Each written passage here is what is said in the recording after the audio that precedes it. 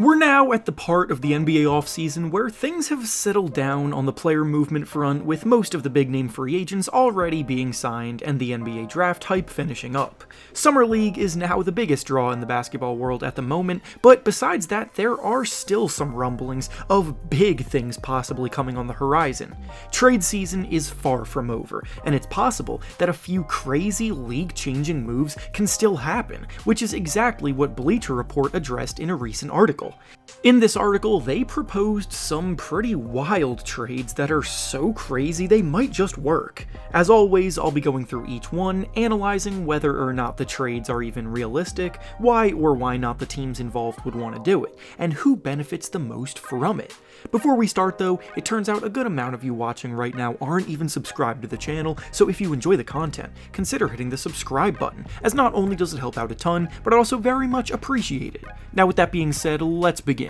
The first proposal from the article we'll be looking over is between the Charlotte Hornets and the Minnesota Timberwolves, and in it the Hornets receive Karl Anthony Towns in exchange for Terry Rozier, PJ Washington, and 2 first-round picks. The Timberwolves are in a weird spot right now, because they're trying to progress forward past the middle-of-the-pack level of teams that just barely sneak into the playoffs, but as currently constructed, they have a lot of pieces that just don't fit the puzzle. When you dive into some deeper numbers, you see that the team performed better when only one of Towns or Gobert were on the court compared to when they shared the court and played a Twin Towers lineup, so now the fact that they gave up so much to acquire Rudy Gobert has put them in a tough spot. The team has also made it clear that building around Anthony Edwards is their priority, and now Rudy Gobert is probably better fit for that kind of timeline as an elite rim protector and rim runner. Towns may be the objectively better player,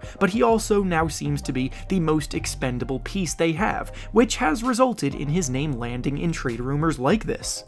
The Hornets just drafted promising young center Mark Williams last year, but outside of that, the center position has been a glaring weak spot in their lineup, and Towns would give them a very necessary spark to get them out of the bottom of the standings. This is also a fairly reasonable price tag for Towns from their point of view, and guys like PJ Washington and Terry Rozier would also be a much more useful fit in Minnesota than they are in Charlotte as sharpshooters that play positions of need at guard and power forward, which is why I find myself so fascinated with this. I do have some hesitations about it regarding the overall fairness of it, because I'm pretty confident that Towns would cost more than this as one of the best big men in the NBA, but if the Hornets perhaps muster up a few extra draft picks to help the Wolves replenish themselves with draft picks that they had to give up in order to get Rudy Gobert, then this is actually a deal that would benefit both teams involved. The next proposal in the article we'll be discussing is between the Atlanta Hawks and the Portland Trail Blazers, and in it the Hawks receive Damian Lillard in exchange for Trae Young, Jalen Johnson, 2 first-round picks, and 2 first-round pick swaps. The title of the article did mention wild trades, so if you want true craziness, then look no further than this one. Damian Lillard is stuck in a standoff with his front office right now, begging them to send him to Miami, but they insist that they're going to seek out the best possible offer even if it doesn't come from Miami. Well, I'm not sure they're going to get a better offer than this, and yet I'm still sitting here feeling hesitant to buy into it from the Blazers' perspective. No other team has a package centered around a better player than Trae Young. He's one of the best point guards in the entire NBA right now, averaging about 27 points and 10 assists per game over the last 3 seasons, which is the kind of production that very few others are even capable of matching. The problem, though, is that almost the entirety of the Blazers' young core right now is made up of guards, with Anthony Simons, Shaedon Sharpe, and now Scoot Henderson, all filling roles in the backcourt.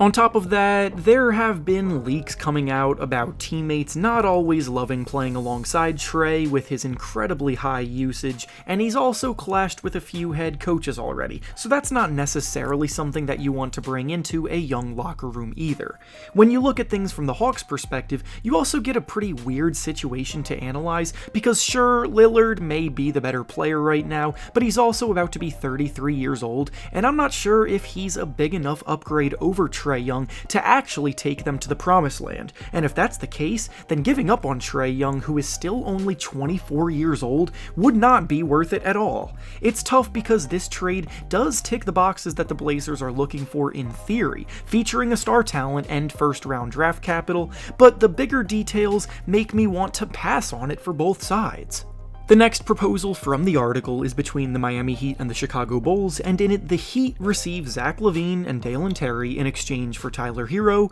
Duncan Robinson, and Nikola Jovic. The Heat want Damian Lillard for very obvious reasons. They have a very strong foundation already set with guys that compete hard defensively and can grind games out, but the one thing that continues to be hit or miss with them is their shot creation. When Jimmy Butler is at his best, he can carry the offense when the lights are brightest, but if Butler doesn't have his A-game, the team struggles to find consistent offense elsewhere. Finding a deal that actually gets the Blazers interested in giving up Lillard has been a struggle to this point though, and the idea behind this trade is that Lavine may also be available for a fraction of the price to address the same need. Tyler Herro may not be what Portland wants, but if the Bulls do look to move on from Lavine, then getting a younger, promising player at Lavine's position should actually entice them here. Lavine's a 25-point scorer who can be trusted to go out and get a bucket from all three levels, and that's exactly what the Heat need to take another leap forward. I will say that I don't think any star trades get done nowadays without any draft picks included, so the Heat will probably have to cough up at least one here,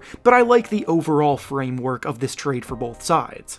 And finally, the last proposal from the article that we'll be going over is between the New Orleans Pelicans and the Toronto Raptors, where the Pelicans receive Pascal Siakam in exchange for Jonas Valanciunas, Larry Nance, Dyson Daniels, Kira Lewis, and 2 first-round picks. The Raptors have become notorious lately for popping up in reports after the fact, saying how they turned down incredibly juicy offers for their best prospects, trying to demand more. Ever since President Masai Ujiri pulled off the Kawhi Leonard trade that got them a championship, he's seemingly been hunting for the next heist of a deal that he can pull off, refusing to do anything that doesn't result in the Raptors being the ones doing the fleecing. With that being said, Pascal Siakam is now the next star Raptor approaching the end of his current contract, and once again, Ujiri is faced with a question of whether he wants to trade him for reasonable value now, or risk losing him for nothing next summer when he's a free agent. With this particular offer, I'll say right now that if the Raptors had this on the table and said no to it,